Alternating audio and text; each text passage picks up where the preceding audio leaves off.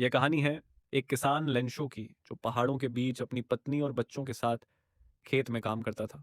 लेंशो अनपढ़ था, लेकिन प्रकृति और भगवान पर उसकी आस्था बहुत गहरी थी। एक साल उसके खेत में मक्का की शानदार फसल खड़ी थी। लेंशो उम्मीद कर रहा था कि इस बार भरपूर अन्न मिलेगा और उसका परिवार भूखा नहीं रहेगा। लेकिन अचानक मौसम बदल गया। बारिश शुरू हुई और जल्द ही ओले गिरने लगे।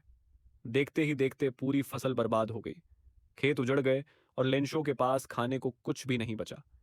इतनी बड़ी विपत्ति के बाद भी लेंशो ने उम्मीद नहीं छोड़ी। उसे पूरा विश्वास था कि भगवान उसकी मदद करेंगे। लेंशो ने भगवान को पत्र लिखा। उसने लिखा, हे भगवान, मेरी फसल नष्ट हो गई है। आप ही मेरी आखिरी उम्मीद हैं। कृपया मुझे 100 पेसो भेज दीजिए, ताकि मेरा परिवार अगले फसल तक जी सके। लेंशो ने पत्र को लिफाफे में डालकर पोस्ट ऑफिस में डाल दिया। पोस्ट मास्टर ने जब पत्र देखा तो पहले हंसा, लेकिन फिर वह लेंशो की सच्ची आस्था से प्रभावित हुआ। उसने अपने कर्मचारियों और दोस्तों से पैसे इकट्ठे किए। आखिरकार वे लेंशो को कुछ पैसे भेजने में सफल हुए, लेकिन यह रकम 100 पेसों से कम थी। जब लेंशो ने पैसा गिना तो वह गुस्से से भर गया।